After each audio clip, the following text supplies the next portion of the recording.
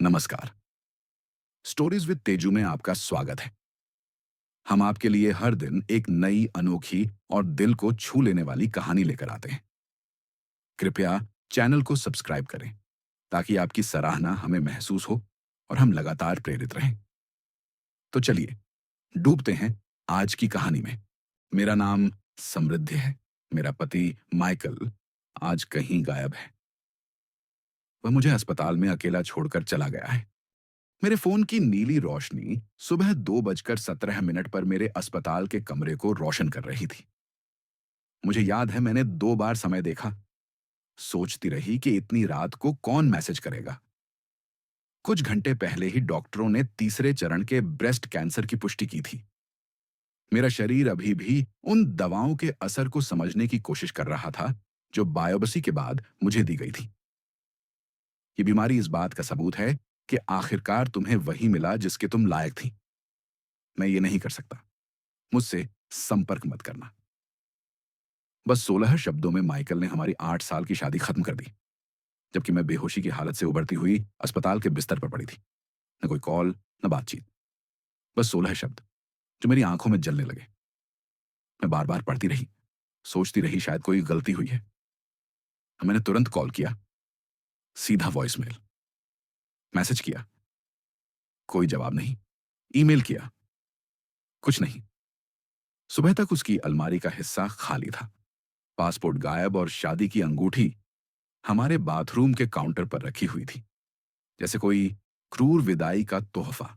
जब मैं पहली बार कीमो कंसल्टेशन में गई, मेरी आंखें लाल थीं और हाथ कांप रहे थे। मेरी ऑन्कोलॉजिस्ट ने एंटी एंजाइटी मेडिकेशन लिखा। तनाव आपकी रिकवरी में बाधा डाल सकता है, उसने कहा। क्या आपने हमारे सपोर्ट ग्रुप्स में से किसी में शामिल होने पर विचार किया है? नहीं किया था। एक सर्कल में बैठकर अपनी दोहरी त्रासदी साझा करना असहनीय लग रहा था। कैसे बताऊं कैंसर से लड़ रहे बहादुर मरीजों को कि मेरा पति मुझे इंसानियत के लायक नहीं समझता था। जब उनके साथी उनका हाथ थामे इलाज में साथ दे रहे थे, मेरा पति मान बैठा कि यह बीमारी किसी ब्रह्मांडीय सजा की तरह मुझे मिलनी ही चाहिए थी। मेरी बहन ऐश्वर्या अगले हफ्ते सिएटल से आई। उसने मुझे देखा, 15 पाउंड कम वजन, तलाक के कागज बिना छुए किचन काउंटर पर पड़े थे, बाल बिखरे, और वह अस्थायी रूप से मेरे साथ रहने लगी। वो हमेशा से डरपोक था, उसने कहा, सूप के लिए सब्जियां काटते हुए जिसे मैं छक भी नहीं पा रही थी। लेकिन ये उससे भी परे है जो मैं सोच सकती थी। जो उसने नहीं कहा, जो किसी ने नहीं कहा, वो ये था कि सबने हमारी शादी की दरारें मेरी बीमारी से पहले ही देख ली थी। माइकल का धीरे धीरे भावनात्मक रूप से दूर होना, अलग अलग छुट्टियां, वो झटके से पीछे हटना जब मैं अचानक छू लेती थी। मैं सब कुछ उसके काम के तनाव या बचपन के आघात पर डालती रही, सिर्फ उस सच्चाई को छोड़कर जो साफ थी। वो पहले से ही निकलने का रास्ता ढूंढ रहा था, और मेरा कैंसर उसके लिए बिल्कुल सही मौका बन गया। मेरी पहली कीमोथेरेपी से एक दिन पहले माइकल की मां एलेनर से एक पैकेज आया। अंदर एक कश्मीरी कंबल और एक कार्ड था। वो हम सभी की ओर से नहीं बोलता, जरूरत हो तो कॉल करना। न बेटे के कृत्य की कोई निंदा, न खेद, बस एक मुलायम कंबल और एक शर्तों भरा समर्थन का प्रस्ताव। मैंने कंबल दान में दे दिया और एलेनर का नंबर डिलीट कर दिया। कीमो के पहले दौर में, जब वो जहर मेरे शरीर में दौड़ रहा था जिसे मुझे बचाने के लिए बनाया गया था, मैंने एक निर्णय लिया। मैं सिर्फ कैंसर से नहीं जीऊंगी, मैं इस अग्नि परीक्षा से बदलकर निकलूंगी। इसलिए नहीं कि माइकल को मुझे सफल होते देखना चाहिए, बल्कि इसलिए कि मैं एक ऐसा जीवन जीने की हकदार हूं जिसमें उसकी बेरुखी का बोझ न हो। आपकी व्हाइट ब्लड सेल काउंट चिंताजनक है, मेरी ऑन्कोलॉजिस्ट ने मेरी फॉलोअप रिपोर्ट में कहा। संक्रमण से सतर्क रहना होगा। मैंने सिर हिलाया और इस खतरे को अपनी बढ़ती हुई सूची में जोड़ लिया। कैंसर, अकेलापन, मेडिकल बिलों से वित्तीय बर्बादी, क्योंकि बीमा केवल आंशिक कवरेज देता था। मेरे काम पर फुसफुसाहटें शुरू हो चुकी थीं। कंपैशनेट लीव ज्यादा दिन नहीं चलती, फिर वो बोझ बन जाती है। उस रात ऐश्वर्या की चेतावनी के बावजूद मैं सोशल मीडिया स्क्रॉल कर रही थी और मैंने देखा माइकल को बाली के समुद्र तट पर एक अनजान औरत के साथ, तना हुआ, मुस्कुराता हुआ।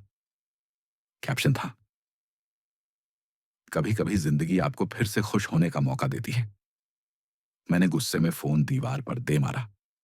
स्क्रीन चकनाचूर हो गई। जैसे मेरी जिंदगी, कीमोथेरेपी ने मेरे शरीर को मुझसे पहले बदलना शुरू कर दिया, जबकि मेरा दिल अभी भी टूटे हुए सपनों को समेटने में लगा था। मेरे घने चेस्टनट रंग के बाल, जिन पर मुझे गर्व था, नहाते समय मुट्ठी भर निकलने लगे। मैं नाले में उन्हें घूमते हुए देखती रही, याद करते हुए कि माइकल कैसे उंगलियों से उन्हें सहलाता था। कहता था कि यही पहली चीज थी जो उसे उस चैरिटी गाला में मेरी ओर खींच लाई थी, जहां हम मिले थे। ये फिर से उग आएंगे, नर्स ने अगली बार कहा। उसकी आंखें नरम थीं, लेकिन औपचारिक। कई मरीज कहते हैं ये और घने हो जाते हैं।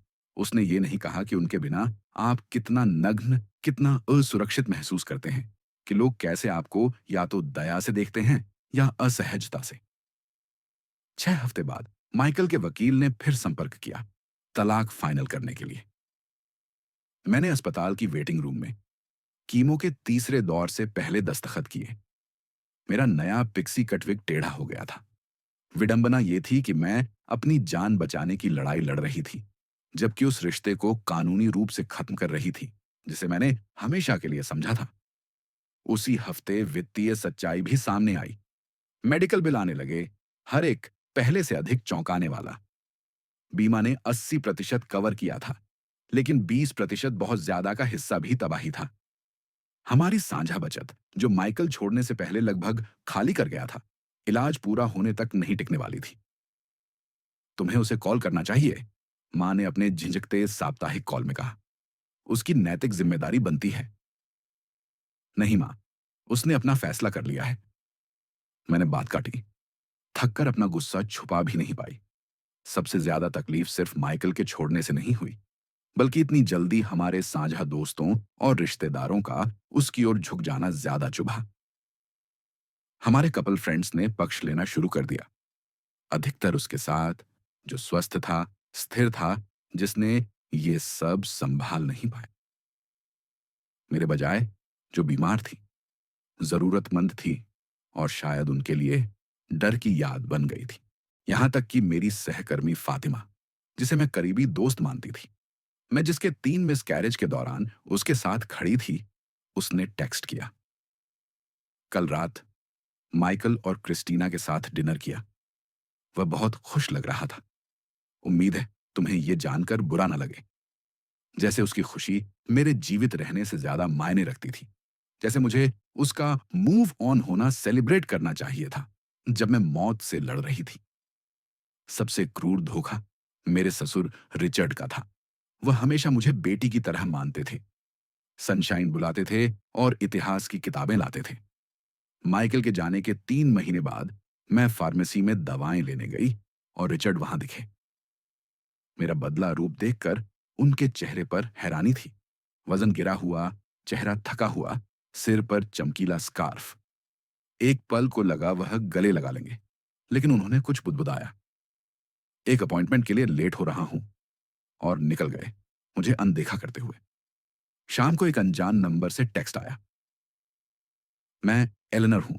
रिचर्ड ने बताया कि आपको देखा। कृपया समझें, यह सबके लिए मुश्किल है। माइकल हमारा बेटा है। मैंने उस टेक्स्ट को घूरते हुए देखा जब तक वह धुंधला ना हो गया।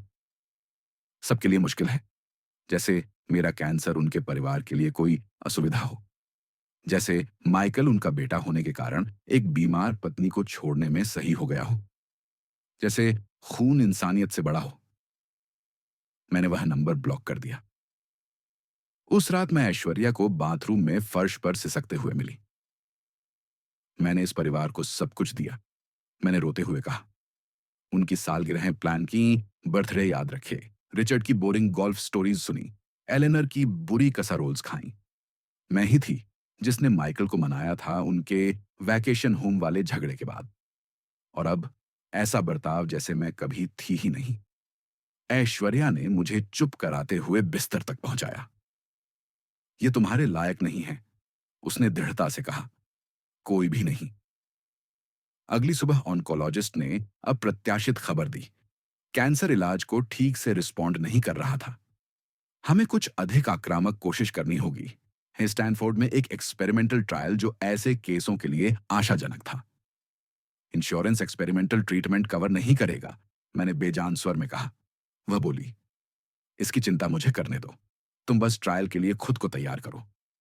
उसी दोपहर एक और झटका लगा। मेरी कंपनी की एचआर ने कॉल किया। उनकी शुरुआती सहानुभूति के बावजूद उन्हें मेरी जगह किसी को लाना था। उन्होंने एक मामूली सिवरेंस पैकेज ऑफर किया, 6 महीने की हेल्थ इंश्योरेंस के साथ। एक ऐसा इशारा जो एक साथ उदार भी था और पूरी तरह से अपर्याप्त भी।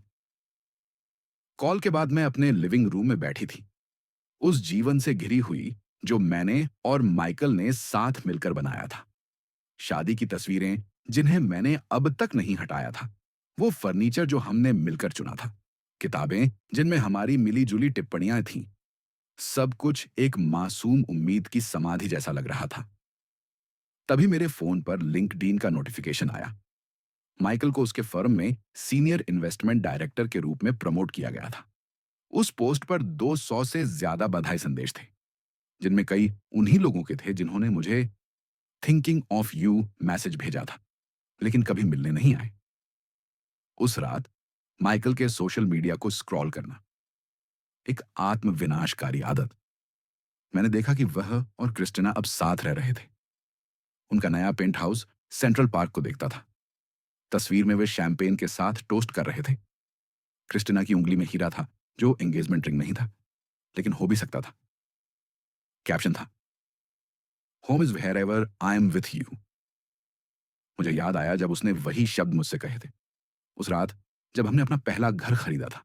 ये समानता संयोग नहीं थी, वह हमारी कहानी को फिर से लिख रहा था, मुझे हमारी साझा कहानी से मिटाकर। उस रात इलाज के बुखार और भावनात्मक तकलीफ में डूबी हुई मैंने माइकल को एक ईमेल ड्राफ्ट किया। 8 साल के प्यार, 12 हफ्तों की बेवफाई और दर्द का समंदर उसमें उड़ेल दिया। हर वह पल जिसमें वह नहीं था। बायोप्सी के समय मेरा हाथ पकड़ने वाली नर्स, जब मैंने पार्किंग में उल्टी की तब मदद करने वाला अजनबी, जब मैं डर के मारे अकेली जागती थी, सब लिखा। मेरी उंगली 1 घंटे तक सेंड बटन पर रुकी रही, फिर मैंने सब मिटा दिया। वह मेरे दर्द का हकदार नहीं था, वह मेरी तकलीफ को देखने का हकदार नहीं था। और सबसे जरूरी बात, अब मुझे एहसास हुआ कि मुझे उसकी स्वीकृति की जरूरत नहीं थी, मुझे खुद को बचाना था। स्टैनफोर्ड ट्रायल के लिए 6 महीने के लिए कैलिफोर्निया जाना जरूरी था। मेरी बहन ने अपने गेस्ट रूम की पेशकश की, लेकिन उसका सिएटल अपार्टमेंट इलाज केंद्र से बहुत दूर था। पालो अल्टो में रहना जरूरी था, जहां घर के किराए बहुत ऊंचे थे, खासकर मेरे जैसे बेरोजगार और बढ़ते मेडिकल कर्ज के साथ। मैं कुछ न कुछ कर लूंगी, मैंने अपनी ऑन्कोलॉजिस्ट से कहा, खुद अपनी बात पर यकीन किए बिना। उसी शाम मैं पुराने कागज छांटते हुए अपनी फाइनेंशियल स्थिति व्यवस्थित कर रही थी कि मुझे एक बिजनेस कार्ड मिला, जिसे मैं भूल चुकी थी। डॉक्टर हेलेना मिशेल का। 3 साल पहले एक चैरिटी गाला में मैं उनके बगल बैठी थी। हमने घंटों बात की थी, जीन थेरेपी से लेकर क्लासिक लिटरेचर तक। उन्होंने मुझे अपना पर्सनल कार्ड देते हुए कहा था, अगर कभी बदलाव करना चाहो तो कॉल करना, मुझे ऐसे लोग चाहिए जो तुम्हारी तरह सोचते हैं। मैंने वह कार्ड शिष्टाचारवश रख लिया था, कभी उपयोग करने की मंशा नहीं थी। माइकल ने उस कनेक्शन को हतोत्साहित किया था, यह कहकर कि यह मेरी मौजूदा कंपनी के प्रति विश्वासघात होगा। अब वह एम्बॉस्ड कार्ड देखते हुए मैं सोच रही थी, क्या वाकई वफादारी माइकल की चिंता थी? खोने को कुछ नहीं था, इसलिए मैंने डॉक्टर मिशेल को एक ईमेल लिखा, अपनी स्थिति की निर्मम सच्चाई के साथ। मुझे जवाब की उम्मीद नहीं थी। कामयाब सीईओ शायद ही खुद के ईमेल पढ़ते हैं, और 3 साल बिजनेस की दुनिया में एक युग होता है। लेकिन मेरी हैरानी की सीमा नहीं रही जब उन्होंने घंटों में जवाब दिया, मुझे तुम अच्छी तरह याद हो, मुझे खेद है कि तुम इससे गुजर रही हो। हमारे फाउंडेशन की फंडिंग स्टैनफोर्ड ट्रायल के लिए भी है। क्या कल मिल सकती हो, वर्चुअल या इन पर्सन? वो मीटिंग सब कुछ बदल गई।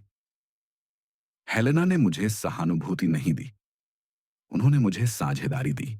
उनके फाउंडेशन ने मेरे ट्रायल की लागत उठाई और उन्होंने एक और प्रस्ताव रखा, कंसल्टिंग का काम, जो मैं अच्छे दिनों में घर से कर सकती थी।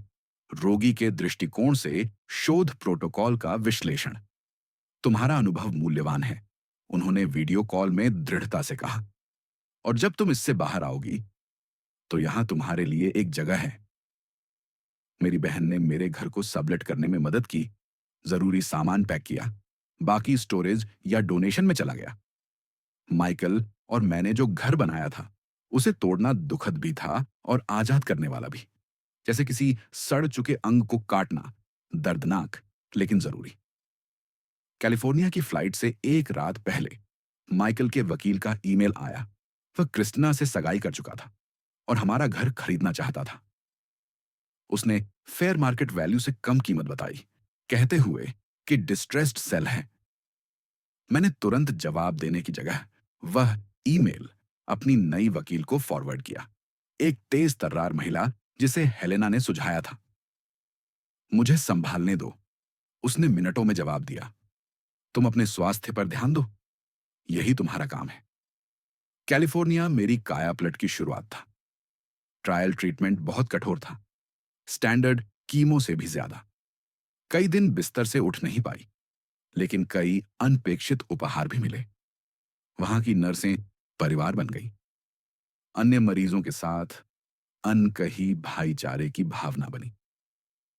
हेलेना हर हफ्ते मिलने आती थी, फूलों की बजाय जर्नल और किताबें लाती थीं। वे ज्यादा देर रुकती नहीं थीं, बात की उम्मीद नहीं करती थीं जब मैं थकी होती थी। 3 महीने में ट्रायल कोऑर्डिनेटर ने खबर दी, तुम्हारे ट्यूमर बहुत तेजी से प्रतिक्रिया दे रहे हैं, ये दरें हम शायद ही कभी इतनी जल्दी देखते हैं। उसी हफ्ते मेरी वकील ने बताया कि माइकल अब पूरा मार्केट वैल्यू और मेरे लीगल खर्च देने को तैयार है। उसे नकारात्मक प्रचार नहीं चाहिए था, उसने मुस्कुराते हुए बताया। मैंने बस उसके फर्म की इमेज और कैंसर पीड़ित पत्नी को छोड़ने के प्रभावों का जिक्र किया था। यह सेटलमेंट मुझे सिर्फ आर्थिक राहत नहीं, शक्ति भी दे गया, जो उस अस्पताल वाले टेक्स्ट के बाद मैंने कभी महसूस नहीं की थी।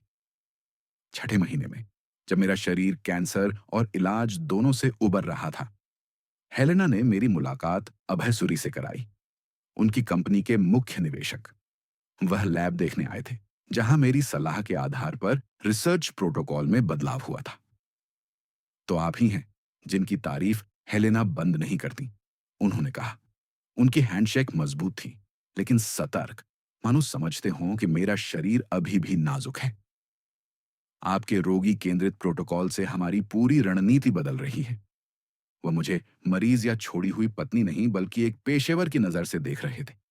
हमारी बातचीत घंटों चली, रिसर्च एथिक्स, मरीज की स्वायत्तता, मेडिकल सिस्टम की विफलताएं। जब उन्होंने मेरी व्यक्तिगत कहानी पूछी, वह संवेदनशील नहीं बल्कि विश्लेषणात्मक थे। क्या आप हमारे पेशेंट एडवोकेसी बोर्ड में शामिल होना चाहेंगी? उन्होंने पूछा। यह एक भुगतान वाली स्थिति है, तिमाही बैठक होती है। मैंने तुरंत स्वीकार किया। यह सिर्फ अवसर नहीं था, यह मान्यता थी कि मेरी तकलीफ ने मुझे एक विशेषज्ञ बना दिया है। तब मुझे नहीं पता था कि अभय ने अपनी पहली पत्नी को ब्रेस्ट कैंसर में खोया था। उन्होंने एक रिसर्च संस्था की स्थापना की थी, और वह सिर्फ मेरे सहयोगी नहीं, बाद में कुछ और भी बनेंगे। जैसे मेरा शरीर ठीक हुआ, वैसे मेरी आत्मा भी।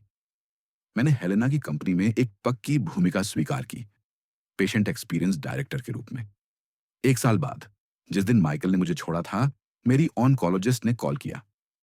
आपकी रिपोर्ट क्लियर है, कोई बीमारी के संकेत नहीं। उस शाम मैं अकेले वाइन पीते हुए कैलिफोर्निया के सूर्यास्त के रंगों को देख रही थी, जब मेरे फोन पर एक मैसेज आया। ये माइकल है, तुम्हारे ठीक होने की खबर सुनी, बात करनी चाहिए। मैंने वो शब्द पढ़े, कुछ महसूस नहीं हुआ, सिर्फ एक हल्की जिज्ञासा।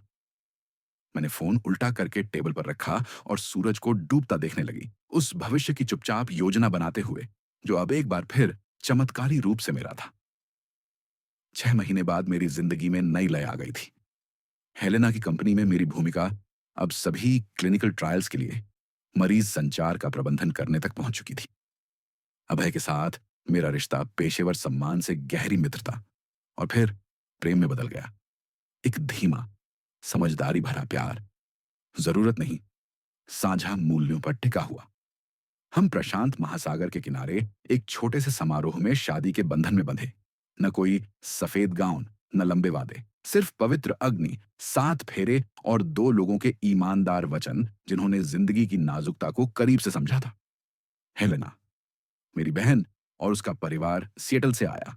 यहां तक कि मेरी ऑन्कोलॉजिस्ट भी आई और हर तरह के सेकंड चांस के लिए टोस्ट उठाया। माइकल एक भूत बन चुका था जिसे मैंने सफलतापूर्वक भगा दिया था। जब तक वह एक मंगलवार दोपहर मेरी ऑफिस बिल्डिंग की लॉबी में नहीं दिखा। समृद्ध, उसने कहा, स्लीक विजिटर चेयर में से एक से उठते हुए, तुम बहुत सुंदर लग रही हो।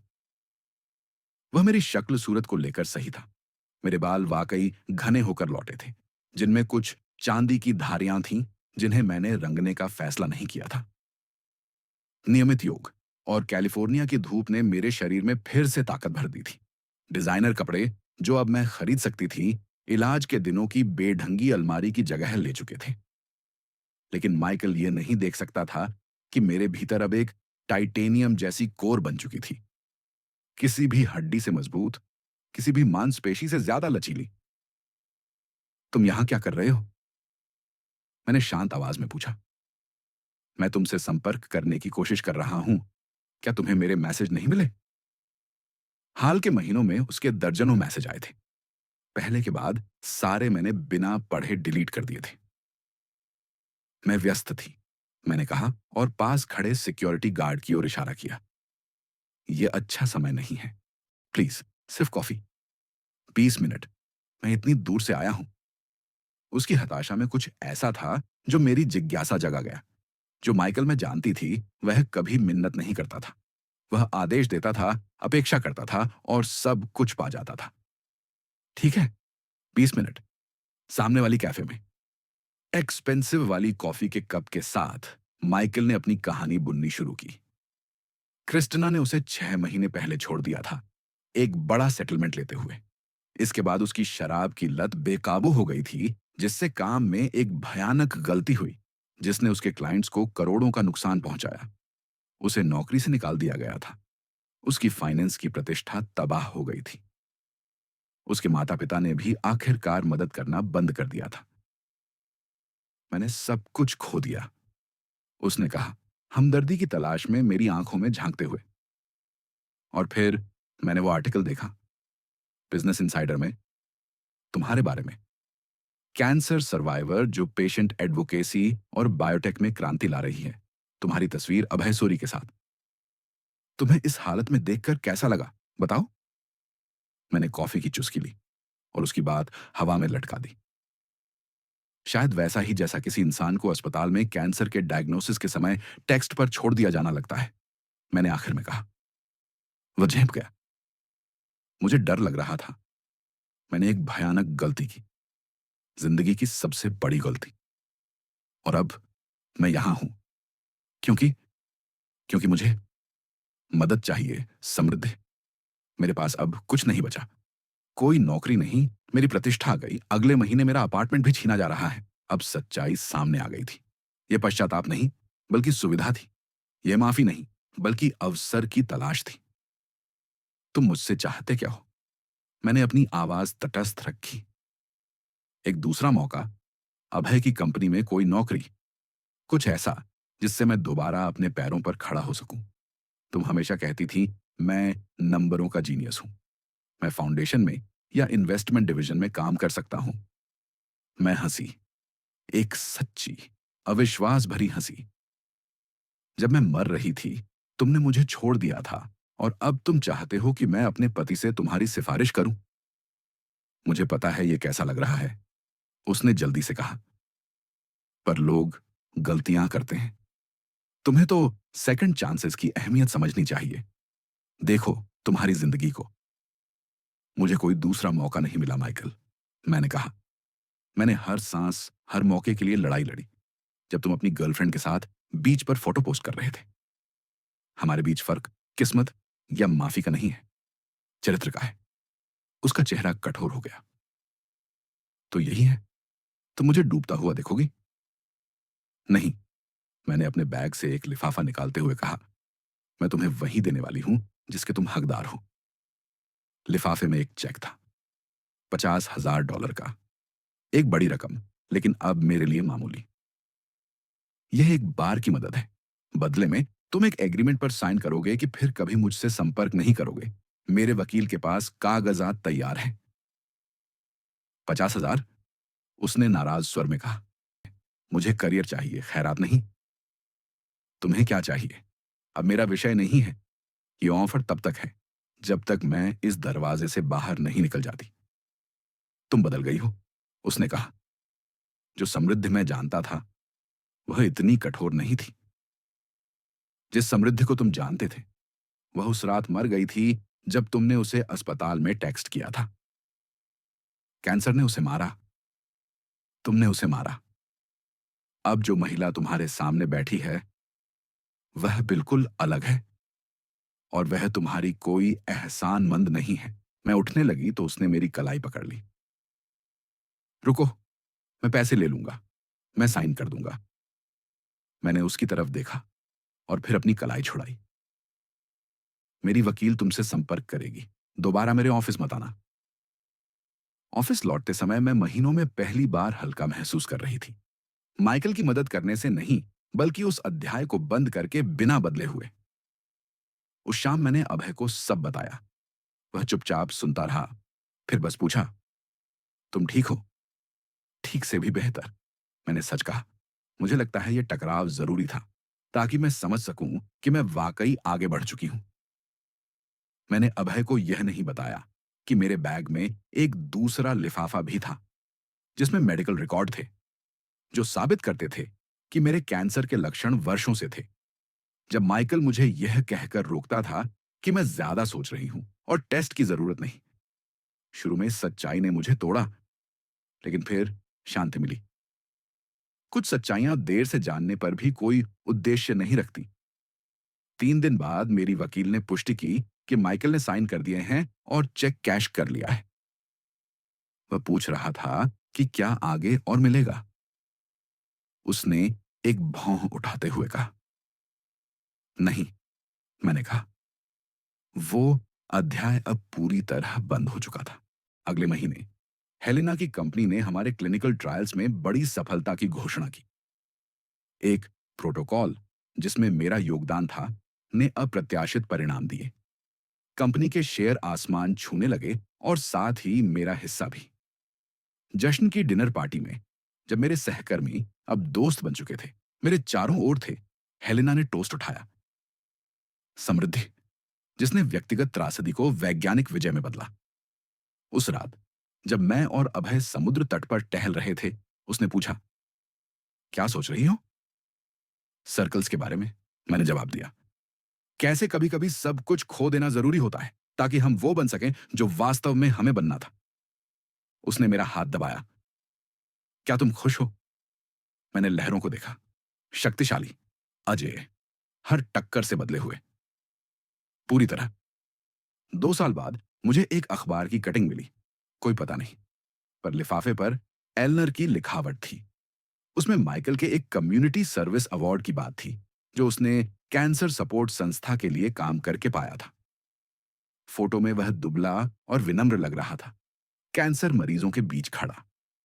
उसने वह संस्था अपनी सेविंग्स से बनाई थी, कथित तौर पर किसी विशेष व्यक्ति को खोने के बाद। मुझे गुस्सा आना चाहिए था कि उसने एक मनगढ़ंत कहानी गढ़ी, अपने छोड़े जाने को प्रेरणा में बदल दिया। लेकिन मुझे एक अजीब सी शांति महसूस हुई। शायद उसने अपनी तरह से मुक्ति पा ली थी, मेरी माफी के लिए नहीं, बल्कि अपनी शांति के लिए। मैंने एलनर को कभी जवाब नहीं दिया। कुछ रिश्ते टूट कर ही बेहतर रहते हैं। मेरी जिंदगी अब भी ऊंचाइयों पर थी। मेरा patient advocacy model industry standard बन गया था। हमने फाउंडेशन के जरिए उन मरीजों की मदद शुरू की जो मेडिकल कर्ज से दिवालिया हो रहे थे। हेलेना की कंपनी पब्लिक हुई, और मेरी दौलत अब किसी सपने जैसी थी। लेकिन असली समृद्धि उन अप्रत्याशित रूपों में आई वह युवा महिला जिसने कहा कि मेरी कम्युनिकेशन प्रोटोकॉल ने उसकी मां के आखिरी दिनों को गरिमा से भरा। वह नर्स जिसने मेरी ट्रेनिंग से मरीजों की चिंता कम कर दी।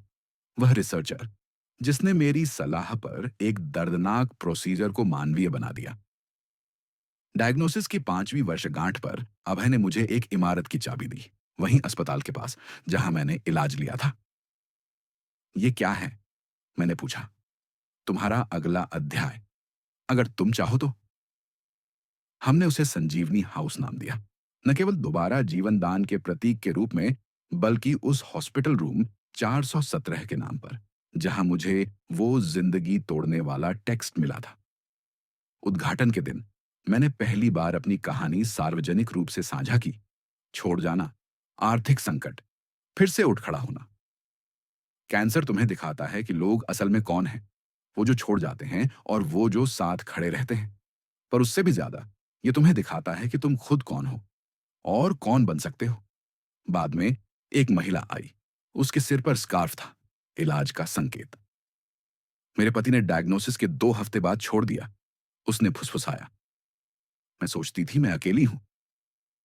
तुम अकेली नहीं हो, मैंने उसका हाथ थामते हुए कहा। और ये तुम्हारी कहानी का अंत नहीं है। उस रात अभय मुझे बालकनी में मिला, न जहां मैं सितारों को देख रही थी। उस रात अभय मुझे बालकनी में मिला, जहां मैं सितारों को देख रही थी। क्या सोच रही हो? उसने पूछा, मुझे कंबल उड़ाते हुए। उस टेक्स्ट के बारे में, मैंने माना। माइकल ने कहा था, कैंसर इस बात का सबूत है कि मुझे मेरी करने का फल मिल गया। वह बिल्कुल गलत भी नहीं था, मैंने धीरे से कहा। एक अलग तरीके से। कैंसर नहीं, बल्कि उसके साथ आई स्पष्टता, अपने भीतर की ताकत को जानने का मौका, दूसरों को उनकी ताकत पाने में मदद करने का अवसर, और सबसे महत्वपूर्ण, यह समझ पाने की बुद्धिमत्ता कि कभी-कभी सबसे दर्दनाक ठुकराव खुद के द्वारा, खुद के लिए, खुद को पूरी तरह अपनाने की जगह बना देता है। यही एक ऐसा निदान है जिसके साथ मैं जी सकती हूं। अगर इस कहानी ने आपके दिल को छुआ हो, मुस्कुराया हो, रुलाया हो, या फिर आपको यह विश्वास दिलाया हो कि प्यार कभी भी मिल सकता है, तो कृपया स्टोरीज विद तेजू को सब्सक्राइब करें। यहां हम दिलों को छूने वाली कहानियां सुना